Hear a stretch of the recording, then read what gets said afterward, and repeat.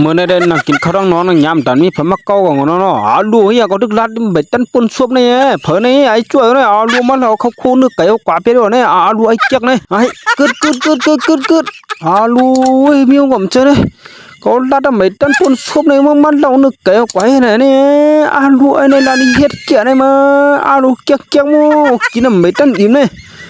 เคยกินก็ไม่ใช่ไม่ย้อนก็มันจะไล่มันอะไรเนี่ยอยู่ที่ไหนกันเนี่ยนี่มาดูไอ้เก้าหน้ามือไอ้หุ่นหน้ามือ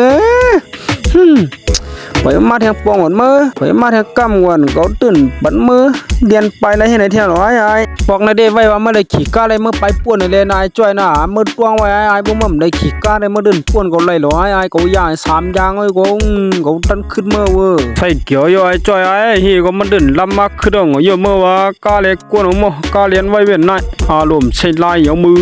กินข้าวน้องเนี่ยไอ้จ้อยเขาได้คืนให้ในดาสีลงเลยมาอาลูเว้ยเลยดวงอีสังมาเอ้ยเก็บมาไอ้จ้อยเขาไอ้กะลาก็ก็ไม่ได้ไอ้ตามมาไอ้จ้อยก็วันไหนอาลูเอ้ยกวางปนไอ้กะลาเรียกนางเอาโมโนอาลูเขาคุ้นไก่ของเต็มบ้านไอ้ไอ้เอากันนายงบปอเมื่อไอ้จ้อยก็วันไหน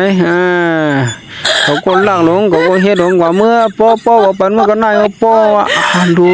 เฮียปีจ้อยปันคากันนายไงลาลิเฮียนคายแก่คาไปฮอกก้าก่อนนั่นนะพวกขำฮอกก้าได้ปีจ้อยไปปุ่นน่ะไอ้จ้อยฮอไล่เฉาเฮนายกินทั้งกล้วยมันอมันเนี่ยไอ้กะลาให้ก่อนปอเจอเนื้อไอ้จ้อยก่อนรู้เว้ยไอ้จ้อยเมื่อลาลิเฮียตีก็ไว้ไอ้แก๊กเนี่ยมาไถแค่พายจ้อยไว้อันนี้เจ้าง่ายช่วยให้ได้ไม่ย่างกินขันมาอยู่รู้นึกไก่มีหลายปวดในโมรู้เตี้ยกุ่นพวยคืดเปียได้ด้วย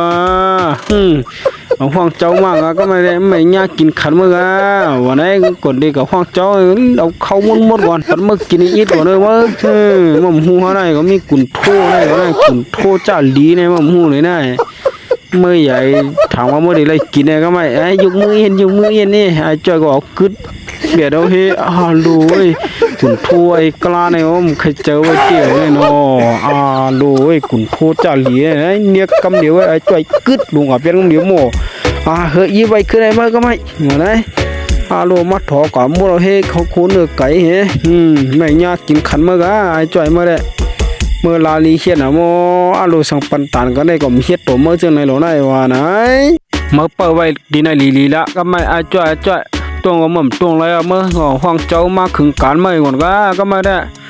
เมื่อลาลีเขียนอะไรมาไต้ก่อนอยู่ใกล้หักหลังกันที่ไหนมันไล่หรอไอ้วันนั้นไอ้กะลาก็เลี้ยงออกมาเฮ้ยพี่ขึ้นกำนะข้ามีลองติดแล้วนะข้าหันนะไอ้จ้อยลักเขาปีมยาวนะลูมันก็นั่งกินไอ้คนกาในเนี่ยลูกเขาก็เนี่ยกว่าไล่จังไหนเนี่ยเดี๋ยวกินขันคำเดียวนะกว่าข้าเดี๋ยวส่งก็ลูไอ้ข้าเจ๊กุ่นพงไว้ว่าอีก็มันดึงกว่านั่นแหละจ้อยเนี่ยมันเลี้ยงเนี่ยก็ครึ่งการนะให้เปิ้ลเนี่ยกว่าแล้วมันเดินไปแล้ว